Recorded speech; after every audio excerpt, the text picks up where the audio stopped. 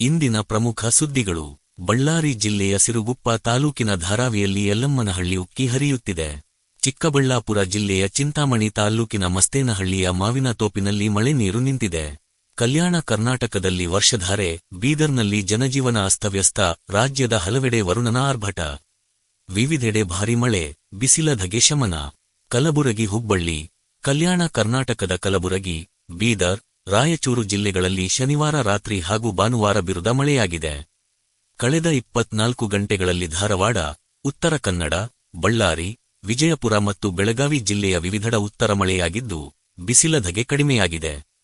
ಬೀದರ್ ನಗರವೂ ಸೇರಿದಂತೆ ತಾಲೂಕಿನ ಹಲವೆಡೆ ಭಾನುವಾರ ಮಧ್ಯಾಹ್ನ ಗಂಟೆಗೂ ಹೆಚ್ಚು ಕಾಲ ಗುಡುಗು ಸಹಿತ ಬಿರುಸಿನ ಮಳೆಯಾಗಿದೆ.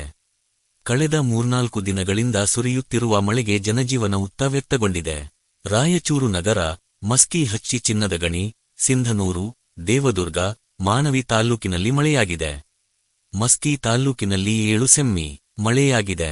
ಕಲಬುರಗಿ ಜಿಲ್ಲೆಯ ಚಿಂಚೋಳಿ ತಾಲ್ಲೂಕಿನಲ್ಲಿ ಭಾರಿ ಮಳೆ, ಗಾಳಿಗೆ ಮಾವಿನ ಮರಗಳಲ್ಲಿ ಮಾವಿನಕಾಯಿ ಉದುರಿ ಬಿದ್ದಿದೆ. ಬಳ್ಳಾರಿ ಜಿಲ್ಲೆಯ ಗೊಲ್ಲನಾಗರಹಳ್ಳಿಯಲ್ಲಿ 5 ಕುರಿಗಳು ಮೃತಪಟ್ಟಿವೆ. ಕೆಲವೆಡೆ ಮನೆಗಳಿಗೆ ಹಾನಿಯಾಗಿದೆ. ವಿಜಯಪುರ ಜಿಲ್ಲೆ ಹಾಳಿಕೋಟೆ ತಾಲ್ಲೂಕಿನಾದ್ಯಂತ 7.88 ಸೆಂ.ಮೀ ಮಳೆಯಾಗಿದೆ. ರಭಸದ ಗಾಳಿಗೆ ಹಲವೆಡೆ ಮರಗಳ ಕೊಂಬೆಗಳು ಮುರಿದು ಬಿದ್ದಿವೆ. ವಾಹನಗಳ ಸುಗಟು ಸಂಚಾರಕ್ಕೆ ಅಡ್ಡಿಯಾಯಿತು. ಬಹುತೇಕ ಕಡೆ ವಿದ್ಯುತ್ ಪೂರೈಕೆ ಕಡಿತಗೊಂಡಿತು. ಬಳ್ಳಾರಿ ಜಿಲ್ಲೆಯ ಸಿರುಗುಪ್ಪ ತಾಲೂಕಿನ ದಾದಾವಿಯಲ್ಲಿ ಯಲ್ಲಮ್ಮನಹಳ್ಳ ಹರಿಯುತ್ತಿದ್ದು, ಕುರುವಳ್ಳಿ ಗ್ರಾಮಗಳಿಗೆ ಸಂಪರ್ಕಿಸುವ ರಸ್ತೆ ಮೇಲೆ ನೀರು ಹರಿಯುತ್ತಿದೆ. ಅಲ್ಲಿ 3.87 ಸೆಂ.ಮೀ ಮಳೆಯಾಗಿದೆ. ಹರಪನಹಳ್ಳಿ ತಾಲ್ಲೂಕಿನ ಚಿನ್ನಹಳ್ಳಿ ತಾಂಡದಲ್ಲಿ ವಿದ್ಯುತ್ ತಂತಿ ತಗುಲಿ ಎತ್ತು ಮೃತಪಟ್ಟಿದೆ. ಹೊನ್ನಾವರ ಮತ್ತು ಮುಂಡಗೋಡದಲ್ಲಿ ಉತ್ತಮ ಮಳೆಯಾಯಿತು.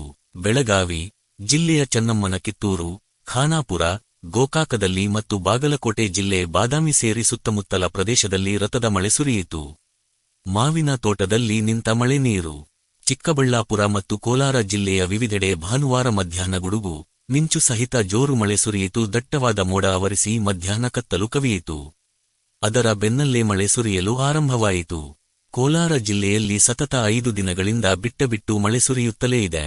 ಮಾಲೂರು ತಾಲ್ಲೂಕಿನ ಸಂತೆಹಳ್ಳಿ ಗ್ರಾಮ ಪಂಚಾಯಿತಿ ವ್ಯಾಪ್ತಿಯಲ್ಲಿ 7 ಸೆಂಮಿ ಮಳೆಯಾಗಿದೆ. ಚಿಕ್ಕಬಳ್ಳಾಪುರ ಜಿಲ್ಲೆಯ ಚಿಂತಾಮಣಿ ತಾಲ್ಲೂಕಿನಾದ್ಯಂತ ಹದ ಮಳೆಯಾಳು. ಬಾಗೇರಳ್ಳಿ ತಾಲ್ಲೂಕಿನಲ್ಲಿ ಸುರಿದ ಭಾರಿ ಮಳೆಗೆ ಚಿತ್ರಾವತಿ ನದಿಯಲ್ಲಿ ನೀರು ಹರಿಯುತ್ತಿದೆ.